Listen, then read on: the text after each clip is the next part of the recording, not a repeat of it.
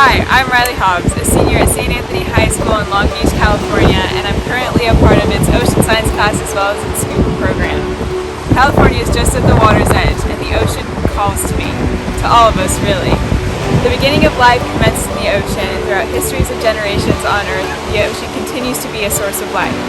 From the oxygen provided by the numerous species of algae to the fish that provide for us on a daily basis. Join me on my diving adventure as I explore these extraordinary waters just off the edge of the continent. Our oceans cover more than 70% of the Earth's surface, but only 5% of these oceans have been explored. That leaves 95% of the ocean's mysteries undiscovered. My fascination for the ocean began when I was around 8 years old, and I continue to be captivated as a 17-year-old. If you walk just along the cliffs overlooking the Pacific Ocean, glancing out over that great expanse of water, you will see virtually nothing at the surface. Sure, in the distance, one might spot a single harbor seal or sea lion, a seagull or a pelican resting on the rippled surface, a dolphin or even a whale en route to its migratory destination.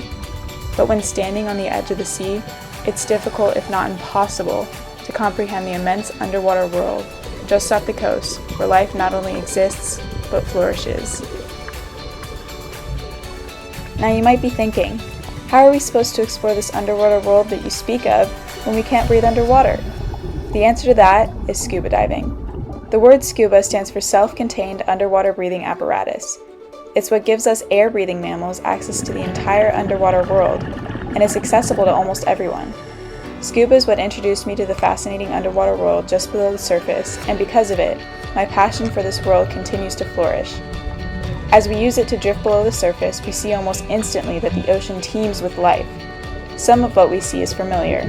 For example, there are plants known as algae, seagrass, and kelp that remind us of terrestrial plants that we see almost every day. These too perform the chemical magic of photosynthesis, even when submerged underwater. There are even some animals that are disguised as plants. Like land-bound plants, they provide habitat, hiding, and sustenance for animals around them. Some of the animals we see are familiar to us, but others take us by surprise. The ocean is not an aquarium. It's a vast ecosystem that houses millions of different creatures, most we don't even know about. The Pacific, virtually right outside our back door, leads to a whole other world, unseen by most people. What inhabitants will we encounter? What discoveries await?